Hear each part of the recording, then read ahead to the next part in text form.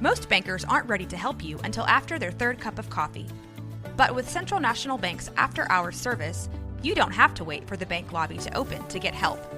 You can contact us from 6 to 8:30 in the morning or from 5 to 10 in the evening, and we'll connect you to a real, live, local person who can answer questions and fix problems 7 days a week. Bank different. Bank Central. Central National Bank. Member FDIC. Hello, Portland Trailblazers fans, and welcome to the Blazers Edge podcast.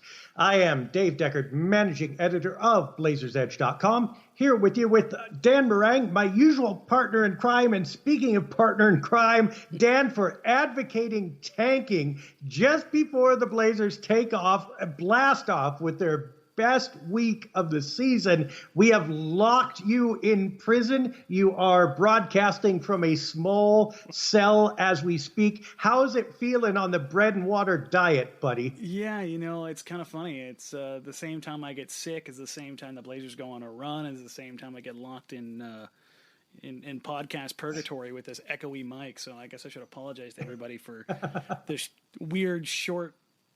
weirdness that I've got going on right now, but until I can take an apart. We are not letting you out until the Blazers fail to make the 8th seed. Then you will be redeemed. And talk about sick. How about wins over San Antonio on the road, Atlanta on the road, the Miami Heat on the road? There has not been a better trio of wins all year long. This is what we're celebrating in a sub-500 season. But you know what? In any season, this would be a good trio of wins. I've just done nothing but just shake my head for the past week. It's just things that don't add up are happening. Things that don't make any sense are coming true, and it's absolutely incredible to kind of watch it all unfold. And I've heard a few people like, "Oh, this is the team we all thought they were going to be." No, it wasn't. Stop. You can enjoy this, but stop that. No, they aren't. Their record still proves they aren't the team you thought they would be. But exactly. Yeah, you're kind of right. But there's a ton dogs and cats sleeping together, the world turning. I'm waiting for the Stay Puft Marshmallow Man. Just don't cross the streams. Let's talk about that San Antonio game. That was the closest of the three. Took it down to the wire. The Blazers pull away at the end. Damian Lillard, 36 points. There, right?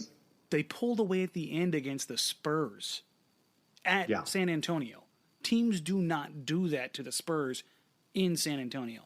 That just doesn't happen. That's exactly. Absolutely crazy. And hey, this was Nurkic fever has dimmed a little bit. Damian Lillard mania is on the ascendance. But in this game, because look, Dwayne Dedmon is San Antonio's guy. He's the revelation this season, and the hidden mechanism behind their continued success. In this game, he plays only 20 minutes, hits both of his shots, but only scores 4 points with 5 rebounds. Meanwhile, Nurk has 16 points and 9 rebounds, 3 offensive, 4 steals, and a block. He's just like, what other center is there but me? Yeah, no, the way Nurk has been playing has been absolutely exceptional, and not just with his ability to score and rebound. I think the things that have been the most impressive to me are the huge block and steal totals. And, of course, analytically they can be translated a million different ways, and one of those is just not really that valuable on the grand scheme of things. But what it does to your team and the opportunities it affords you to get out in transition and when it comes to steals, the intimidation factor as far as protecting the paint when you're consistently blocking somebody's shot 4 or 5 times. He's putting up Hassan Whiteside type numbers when it comes to blocks in some of these games. It's absolutely nuts. It's not like he's getting 1 or 2 blocks in games. He's getting 4 or 5, 6, and it's like he just keeps stacking them up, and then he's stripping guys like crazy and getting out and leading the break. Stuff like that you just can't account for. Yeah, I'll tell you what they are is inspirational. Yeah. But what do the Blazers need? Inspiration. And hey, I think there's a new standard that we should have. Now, Nurk is, as advertised, a turnover machine. But any game where his steals and blocks equal or exceed his turnovers is going to count as a good game for Nurkic. Yeah, just like he gets those things, it erases his only big deficit. and then everything else is gravy. And there's a lot of gravy on those mashed potatoes right now. Yeah, no, I mean, everything that he's bringing, there's very, very few things that I'm looking at the screen night in, night out, and I'm sitting here thinking, he needs to do this better, he needs to clean this up, he needs to figure this out. Even in his turnovers, they're usually turnovers that aren't mental errors, which are the most frustrating things. He's making mistakes at full speed. So he's throwing a pass that maybe you shouldn't throw, but if he completes it, it's 2 points. So those kind of things aren't, in the grand scheme of things, there's risk reward as opposed to just making a boneheaded play. And those are the kind of mistakes that you can live with. Or, as was present prior, only having one option. Like, he's going to pass in this situation, and if he shoots, it's good for the opponent. Yeah. Or, he has to shoot, and there's no way he can complete a pass. He's always at least somewhat of a multi-threat, which I think really helps the Blazers positionally, because then the defense is guessing rather than zeroing in. Yeah, and you saw that really come to fruition in the second half against San Antonio, and really the second half of almost every game on this road trip. Nurkic started the game off slow, and then the second half he just come to life. And if he cleaned some of these things up early in games, he would have had some absolutely monster games. Now, I know one you specifically wanted to highlight on this was the Atlanta game. What was it you were taking away from the Atlanta game? Well, the Atlanta game was marvelous. That may be the best game I've seen the Blazers play in years. Not just because they got out to an early lead. They've done that before, but they kept it. Oh my gosh. They not only kept it, they kept it. They were like, no, don't touch it. It's mine. Hands off. Don't eat my food. As my 6-year-old daughter says. And they guarded that jealously. The Hawks didn't even sniff at a comeback. They ate away some points in the middle quarters. That's somewhat to be expected. That's the NBA. It's going to happen. But the ability to lengthen the lead back out and just immediately restore order as hey, we're winning this game, just deal with it. Professional. It was professional. Yeah. It looked like a veteran playoff team. Exactly. And it wasn't close. The San Antonio, when you repeat that game 10 times and maybe you win it 4 or 5 times at best. Maybe against San Antonio, you win it 2. That Atlanta game, you replay that from the start, the way it started, the way the Blazers were playing, and they win that 10 out of 10 times. They just won't lose. That was just absolute dominance, absolute willpower. And they finally exerted and asserted themselves in a way that just left the opponent muddled and befuddled, as our colleagues in New York would say. And that was really great to see. The other thing was dominance across the starting lineup. I'm not big on single game plus minus, but when you have stats ranging from +9 to +27 in your starting lineup, and the opposing starting lineup starts at -10 and goes down to -25, you dominated them. Now, Paul Millsap was out. We get that. But look, what usually happens with Atlanta, Dwight Howard, or any team Dwight Howard is on, they feed him, and at some point he breaks through. He did shoot 6 for 10, 14 points, 5 offensive rebounds, 10 rebounds total. That's not shabby. But at no point did he really impact this game. And that's a big deal. He did impact, Nurkic's jaw. Well, yeah, there was that. But hey, you know what? What's really funny is with Nurkic, it's go ahead. I don't wish that on him, but how long have we been a little bit nervous about being bullied, about being pushed around? Go ahead, put an elbow to Nurkic's face. He's just going to come back and play just as hard. So it's nice to have that kind of toughness there. And then, of course, we wrap up with Miami. Oh my goodness, Miami! What did you see in that one? In the league, since over the past 20 games. They've really gotten it done. If you look at the post-All-Star break numbers, only the Spurs have more wins than the Blazers. And tied with the Blazers are the Miami Heat. So they've been playing, as well as Portland's been playing, Miami's been doing a lot of the same. And they're missing probably their third best player in Justice Winslow. So that game and the way that Portland was able to establish their style of play midway late through the first quarter and then just get going behind Damian Lillard, and let's go ahead and put this in perspective real quick, and we'll touch on it again a little bit more here coming up. The game that Damian Lillard had was probably the most productive, efficient game of anybody in the NBA this season. 49 points on 21 shots is absurd. That is just absolutely bonkers good. There's no way to get around that. And it was just everything he wanted. And granted, he was canning three after three after three, and they were deep, deep threes. But when somebody like that gets going, and then you've got the inside threat and Nurkic, the way he played in the second half, I mean, Hassan Whiteside didn't know what to do with him. There was a couple times where Whiteside tried to push and bully Nurkic around, and he just bounced off of him. And that's not something we're accustomed to seeing in Portland. And something that I said on Twitter over the last couple of weeks is that Nurkic hasn't had a night off when it comes to big men. I mean, Dwayne Dedmon, Pau Gasol, David Lee in San Antonio was Nurkic's night off, right?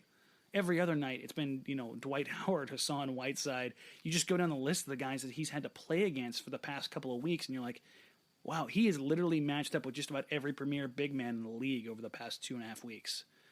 And to see him come in and dominate like that was crazy. 49 points from Lillard.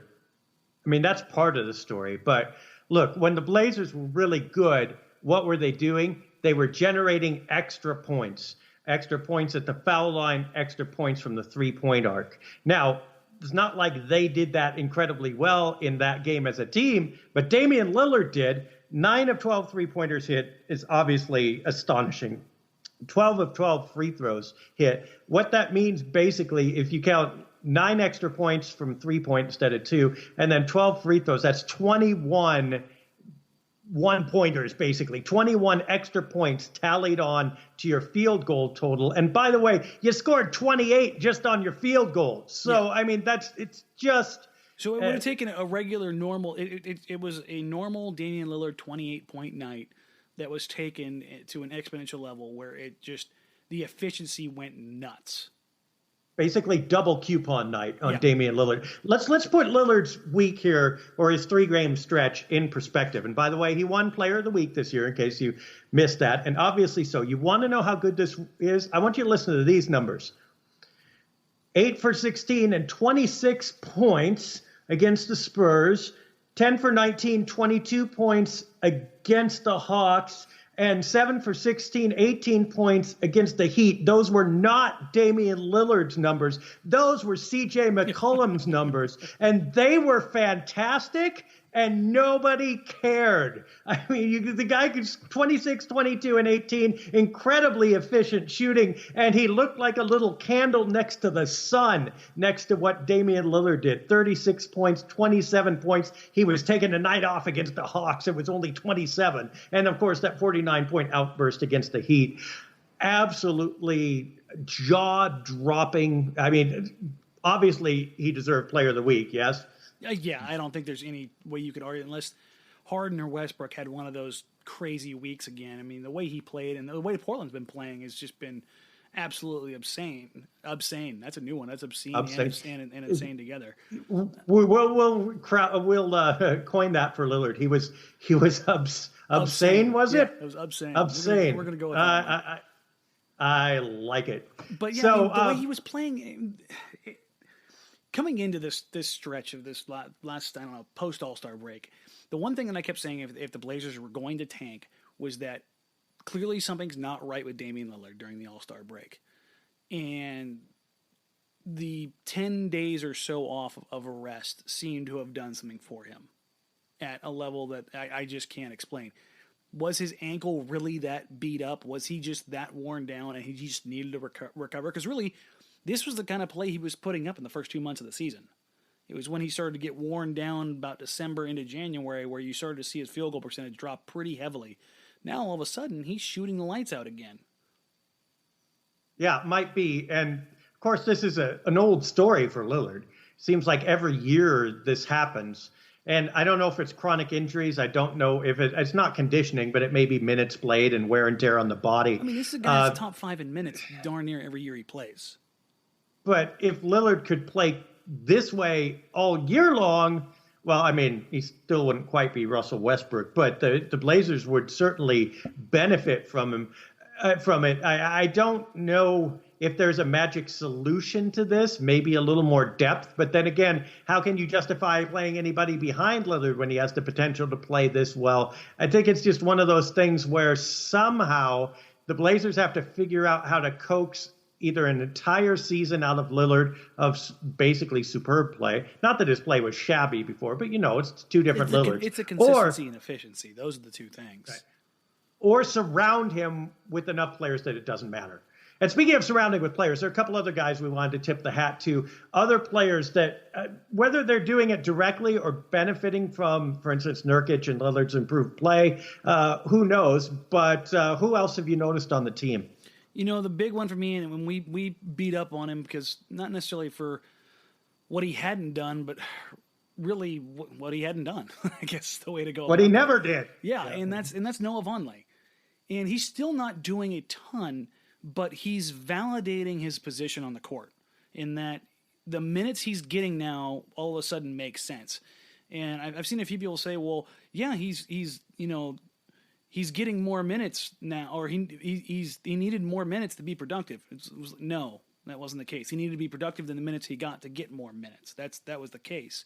The thing was, when you play him alongside a guy like Mason Plumlee, it just didn't work. When you've got a guy like Nurkic who demands so much attention and the gravity that he requires defensively, when he rolls to the paint, he's going to pull 1.5 defenders with him when he rolls down the middle. How many pick and roll dunks has Nurkic had in his short time here compared to what Mason Plumlee had in his time here? I mean, yeah, exactly. I haven't looked it's at the a numbers, staple but play. It's become a very, very normal occurrence. And with that, teams are understanding that the gravity on pick and rolls has changed drastically, whereas they could sag off and help in certain areas to take away corner shooters or play tighter to the backside or the weak side, short side corner, which would typically be a guy like Noah Vonleh, and force Mason Plumlee to shoot. Well, if you're going to give one-on-one coverage and let Nurkic get a step or a step and a half off the pick and roll, he's going to beat you. So that weak side defender has to step. How many times have we seen Nurkic just do that little shovel dump pass, wrap pass, whatever, to Noah Vonleh for a dunk? It's at least once a game. Just that little threat gives him that much more functionality. Now on the pick and roll, when the teams start to push on Nurkic a little bit more and Lillard a little bit more, now you've got a guy like when Crabbe's out there who in the backside corner is getting more opportunity. And we'll get to him more here in a second, but Noah Vonleh's catching, pumping, driving, and dunking. I mean, the play that he had against Miami the other night, where he caught it at the elbow, pump fake when the defender closed out, and absolutely just smashed on the Heat. I mean, that's what you expect from the guy. I mean, we talked about him a million times. The guy's got a prototype body. He's got the skill set there to be an effective player. And right now, he's not doing what they need him to do. He's just giving them the baseline of what they expect from a guy to do. And that's knock down shots when the opportunities are given to you and rebound the ball when it's there. And he's had we're talking about Vonleh now. Yeah, we're talking about Vonleh still. And that's he's doing the things he needs to do to justify his time on the court. Now the next step is to do a little bit more and then a little bit more. And that's how you kind of keep going. And the other guy in this whole deal here is Crabbe. Whether or not his numbers reflect it in a points per game sense, but his aggression and his willingness to shoot, he has thrown caution to the wind as far as taking shots. Now, there was a meeting apparently between CJ, Crabbe, and Stotts a couple weeks ago that they tried to figure out how to get Crabbe more involved. I mean, this is something I've kind of touched on in the past in that Damian Lillard is a better playmaker and a table setter than CJ is. That's just Damian has point guard DNA. He has the ability to find guys in the short corners and find passes that other guys just don't make. That's not to say that CJ's a bad point guard. That's not type A of his persona. So when they start running these sets now to get Crabbe more involved, not only are they running these sets, Crabbe is taking these shots when they come to him. Now, I don't know if the case where they were running the exact same sets the same amount of time and Crabbe wasn't just shooting, or this is more Crabbe shooting on top of it, or they're running more of those sets. But when you look at what Crabbe has done, I mean, the dude since the All-Star break is shooting 46% from three. That's just absolutely bonkers.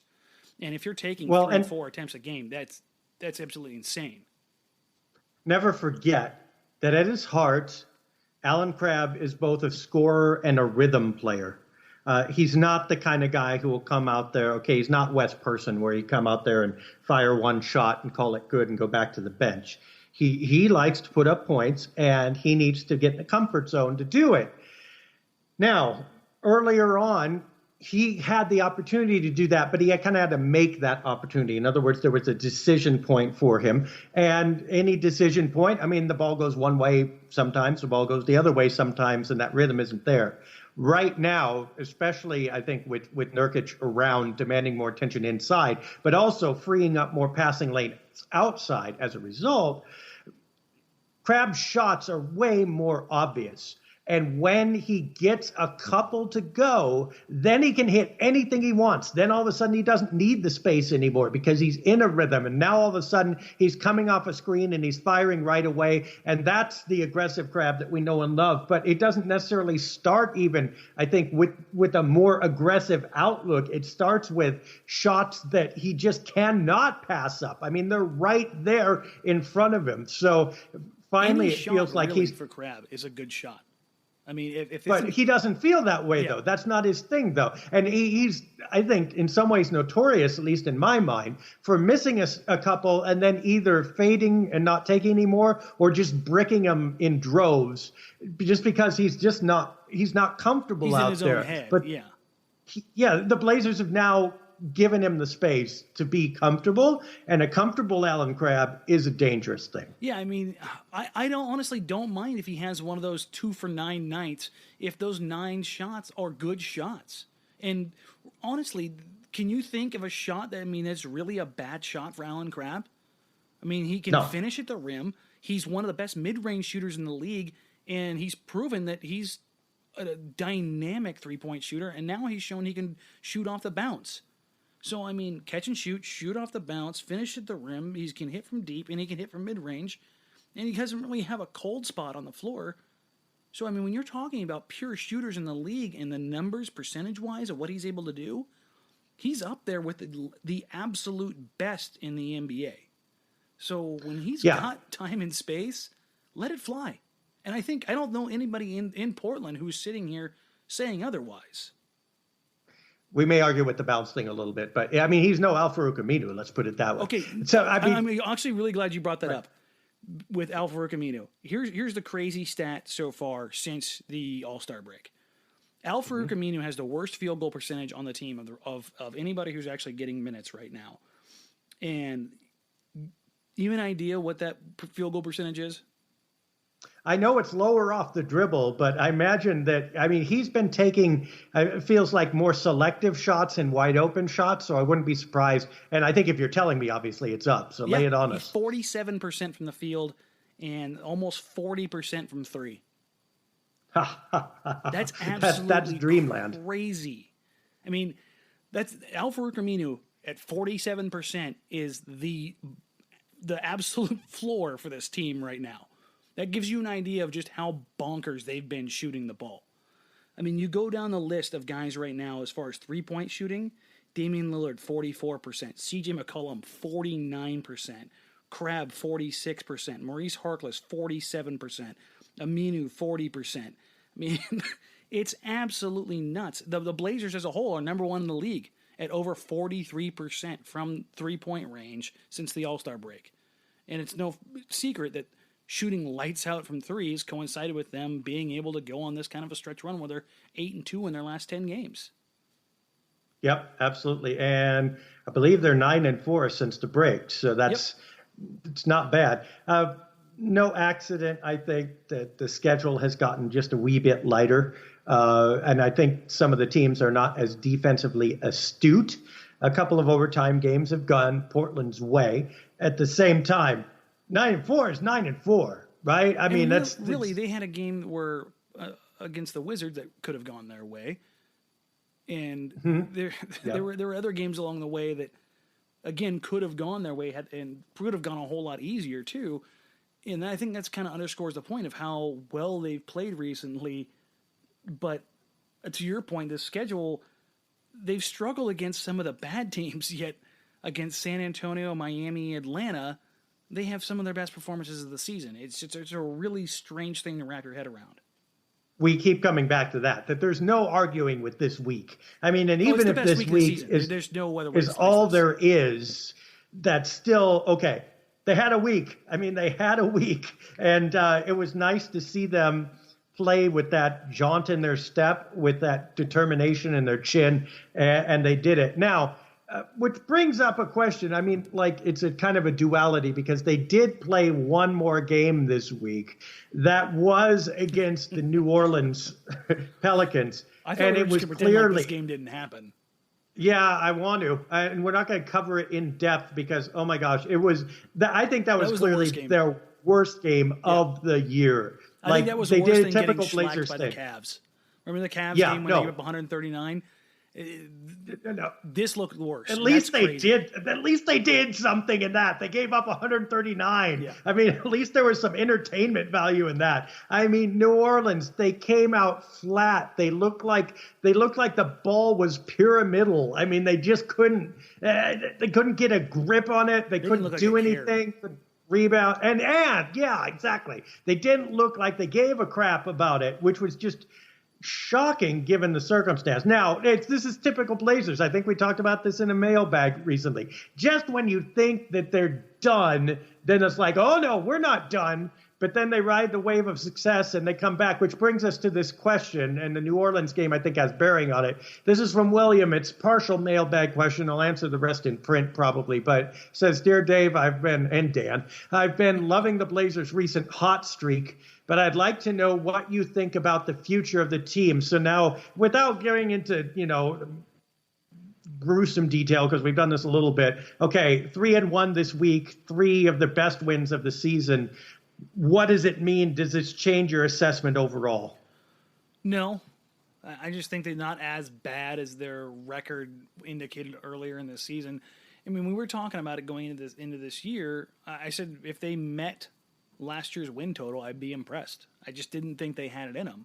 I figured them more for the 37-41 win team.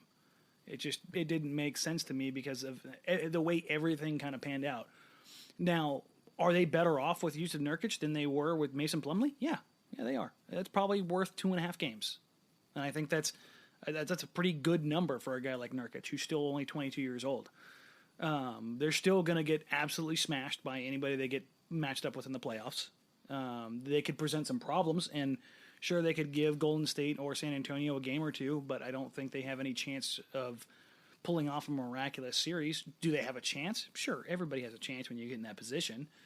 But going forward, there's still a lot that needs to be done for this team. And while this is great right now, it doesn't exactly speak well for the team when they're playing this well right now, when the previous 60 games, they were one of the worst teams in the league.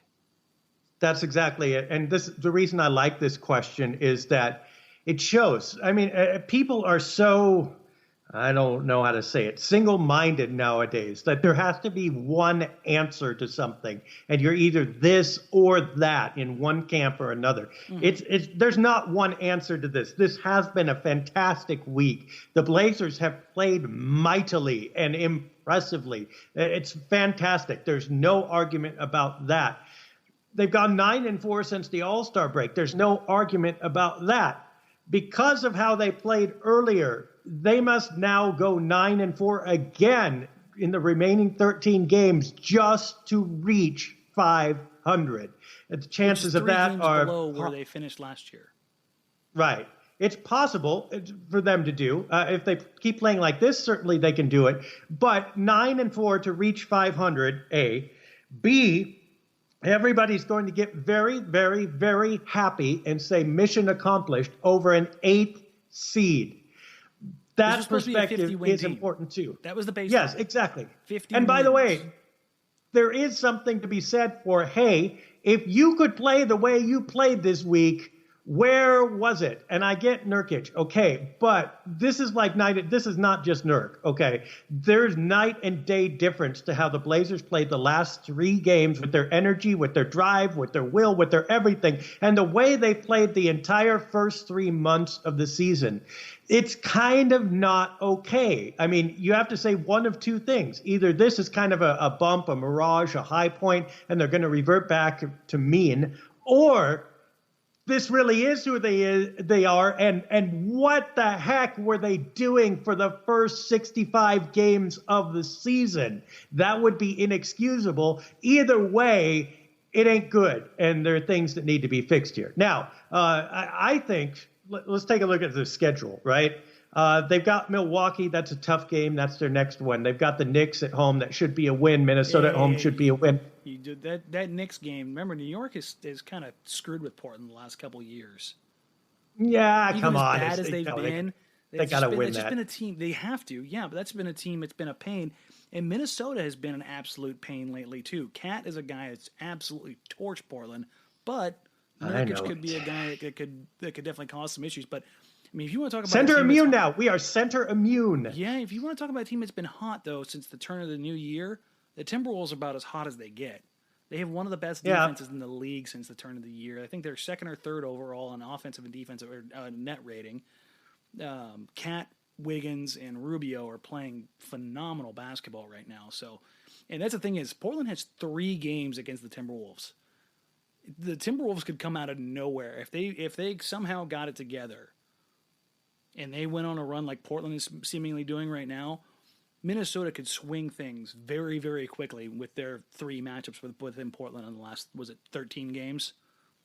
Yeah, and well, this is the scary part too, is that for all the glory, for all the wonder, for all the hope, you're still talking yourselves in comparison to the Nuggets and to the Timberwolves. Yeah. And yeah, it's tough. In any case, look, let's say Milwaukee maybe, but for the sake of argument, let's say New York at home, Minnesota at home can be wins, and Los Angeles on the road, the Lakers, that means should be a win. So they should have another really nice week. Then come Denver and Houston, and that Denver game is at home, thank goodness, because that's could be critical. Houston is tough, but then it's, Phoenix, Minnesota, Utah, San Antonio, New Orleans. Kind of tough. I don't know that there are 9 wins in there, but the Blazers should give a pretty good accounting of themselves, wouldn't you say? Yeah, I'd say the number for the playoffs is probably 7.5.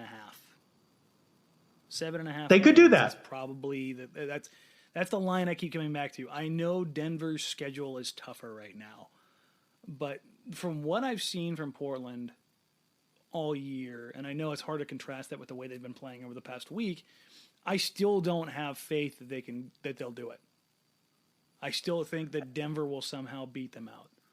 It's just something about me that just makes me not trust what I've seen for the past week. I want to, in the sense that it's good for the future, as far as, No, it's not. Okay, I'm going to argue with that. No, it's not, because it's 65 games worth of and then 3 games worth of woo. This is not different future. This is what the Blazers do all the time. But no, it bodes that they screwed up again. I mean, basically, sorry, harsh. It's the same thing they've been doing. But anyway, yes, okay, it is the hope spot. It is the Lance Storm coming back and the crowd's cheering against Stone Cold Steve Austin. And then all of a sudden, out of nowhere, there's going to be a stunner and Lance looked kind of good again, so you'll cheer for him. But there's no way he's going to wear that belt. That's basically what this is. But let's put it this way too. Denver, okay, here's their schedule. Cleveland at home, but then the road stuff begins. You got Indiana on the road, brutal. New Orleans at home, at Portland, at Charlotte, at Miami, at New Orleans, at Houston, versus New Orleans again, versus Oklahoma City, at Dallas, at Oklahoma City. There is not a guaranteed win in that bunch. What do they have, There's a ton of road games. Yeah, and they're all tough teams. I think the Blazers at this point, I would say they have the inside track. I'd say that Portland's probably favored based on the schedule. I just don't trust the flow of the team. As quickly as they got this hot, I just see them being able to just have just find themselves getting too comfortable and having that well, become and a problem. Let's put it this way. I could easily see a postseason write-up that says, like everything else this year, the Blazers came up just a little bit short. I mean, that it wouldn't surprise me. But like you said, it could be Minnesota. It might not be Denver. I have a hard time seeing Denver winning. Maybe they might win half of these. I would be impressed if they won half their games. And that's why I said it at 7.5, because that's just over half of those games left. Yeah, it's just, well, in any case, if the Blazers can win at home on March 28th, I mean, you got to circle that one. That's really the deciding factor. It's the loss column. I mean, and then if they just play evenly with Denver the rest of the way out, which they should be able to do, yeah, exactly. That's the thing. So that game, if everything holds true, I mean, that game will decide who goes if Minnesota doesn't come in here and screw things up. Yep. And guess what? We get to podcast the night before that game. So that will be awesome. And then they get a nice break. So we'll have not a ton to talk about. Well, actually, they don't get a break. Denver gets a break. That bites. The Blazers, that's right, because they get the extra Minnesota game. Now, how big could that lose? Oh, it's right. The rescheduled game.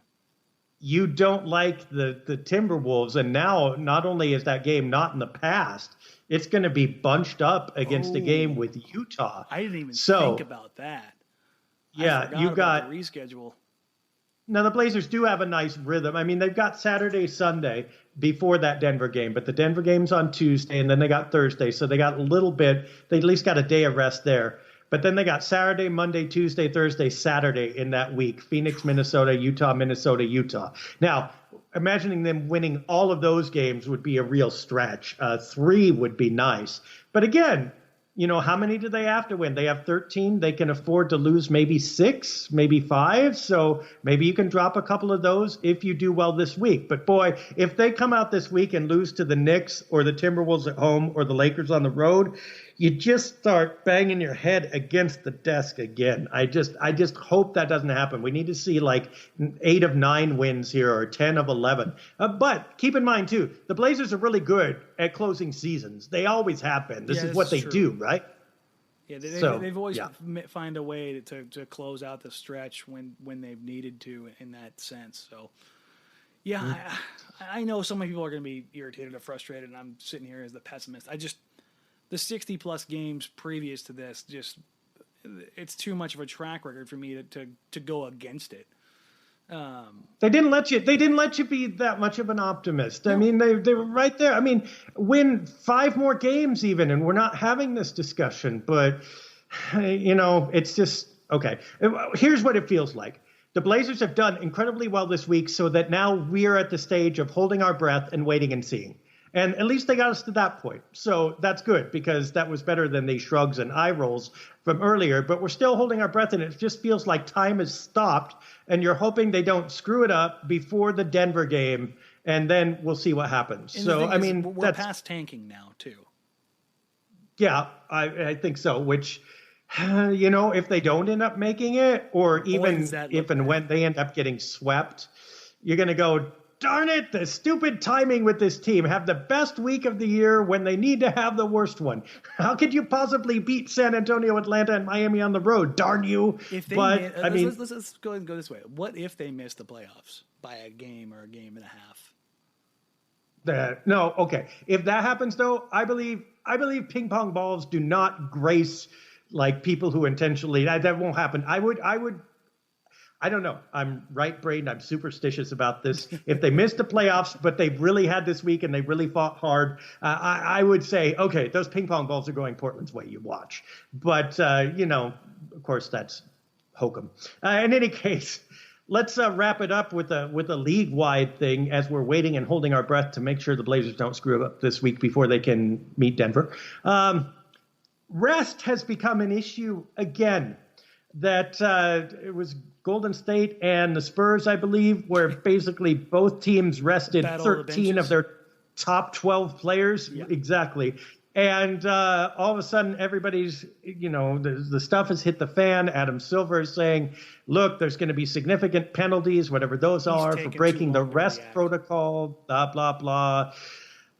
First, what do you think about resting? And second, what can the NBA do about it? I get it, but at the same time, I can't believe I'm saying this. David Stern had it right. He fined, I believe it was the Spurs. It's either 250 or 500,000. I remember the first time the Spurs did this on a national TV game, and that's the way I think they should do it. Because these franchises are prorating tickets for attendees to come to these games with the expectation that players X, Y, and Z are going to participate. Yeah, are you saying that probably Golden State San Antonio was not a value tier game? Yeah, I'm assuming those tickets probably costed a bit more than the Brooklyn Nets coming to town.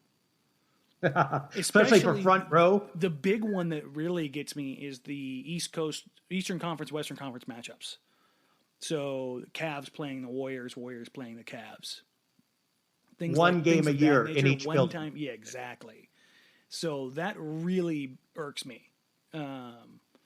So that kind of thing is, I have no problem with him coming in with a huge fine. And people want to talk about, well, what about the players? Play the players 10 minutes, cut their minutes down. Stop going Tom Thibodeau with your players and playing them 45 minutes a night. That might help. I wonder if you could prorate. I'm just spitballing here, but okay, if you sit a guy or play him less than half his normal minutes without a diagnosed injury or what have you, and of course, diagnosed injury, what is that? So, I mean, without him breaking his leg out there, without him being on the injury report, basically. Right. Yeah. So, first of all, if you want to put people on the hard injury report, maybe you do what some of the other sports do and make them stay on there for X number of games. But second of all, I wonder if you could set a value on each game and kind of prorate by, production or what have you. That if you sit your leading scorer or your whatever it is, that X number of dollars come out and make it for each player up and down the lineup. And basically say, okay, if you sit your top three players and that's 60% of your production, you're going to lose 60% or get 60% of this maximum fine level or whatever it is, to kind of incentivize people to play. But even that, I'm horribly dissatisfied with this. I just don't think, I'm not sure the league can do that much about it, except, as you said, maybe blanket fines. But in some ways, even those are unjust. The TV production and the commercials and then everybody else who's a part of the money machine here, they're going to push back. I guarantee ABC, TNT are thoroughly pissed about these last couple games. End of the season matchups between big teams and big markets. This is, no football. What are people watching? They're watching these matchups. So when all of a sudden everybody's just sitting here going, nah, I think I'll watch a rerun of NCIS, then there's a problem.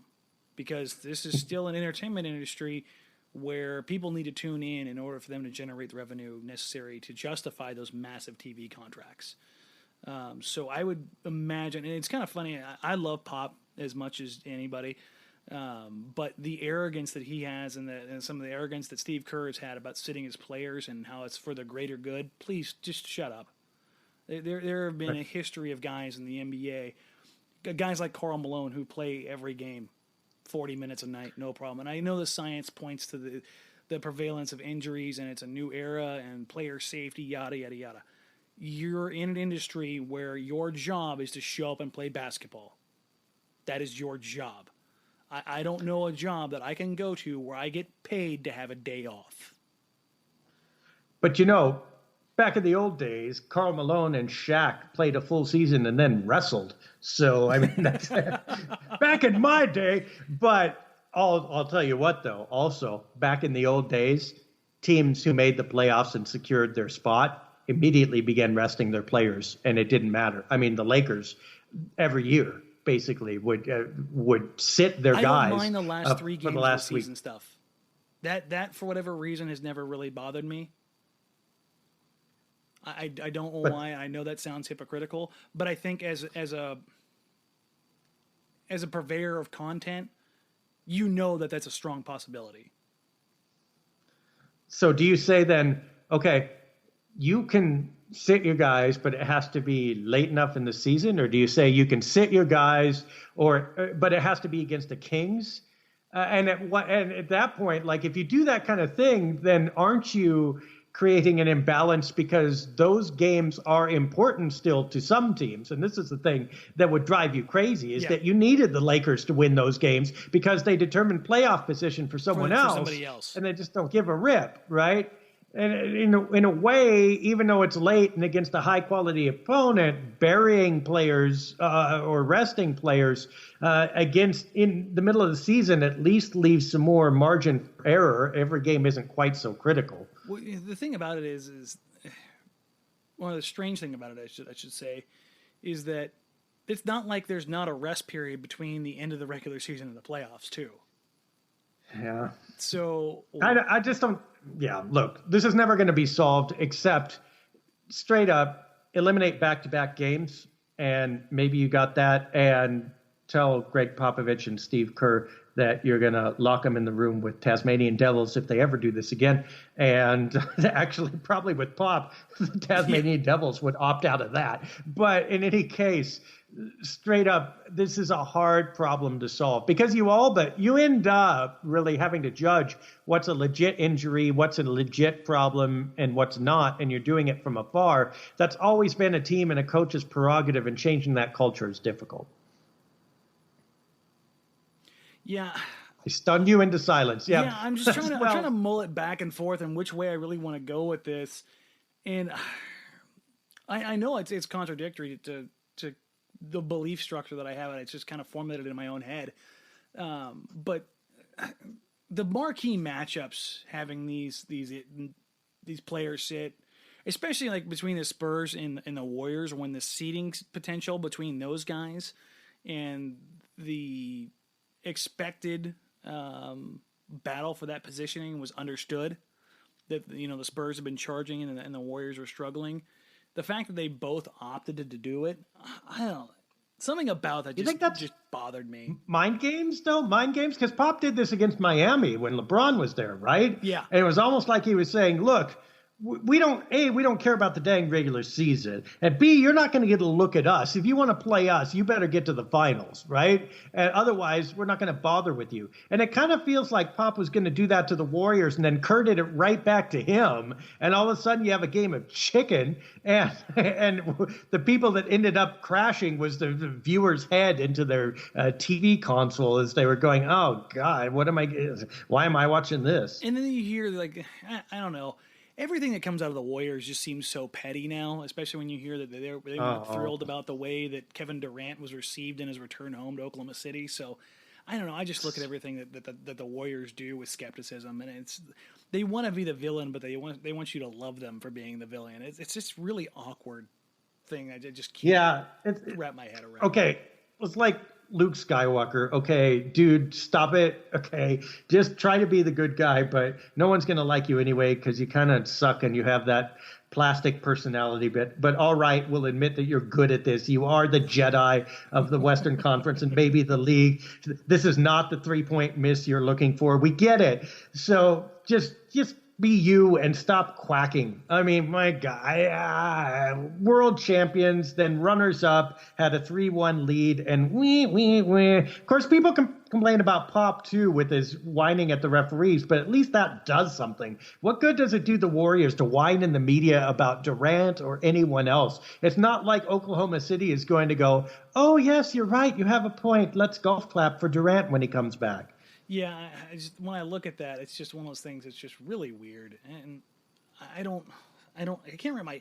Oklahoma City's not totally innocent in all of this either, because of the way that their franchise runs things as far as media relations and how they treat anybody that's on the outside of the organization. But it's also not their job to treat anybody on the outside of the organization any differently. So I don't know. Stupid media manipulation. Yeah, exactly. It's just like, okay, how are we gonna broadcast our message to these people? It's like, oh, we'll quote anything you say, and okay, where? Give me a real team like the post Boogie trade Kings. Now there's a team I can respect. You know what they're doing? They're just shutting up and playing. They got screwed over like nobody else in the league got screwed over. Lately.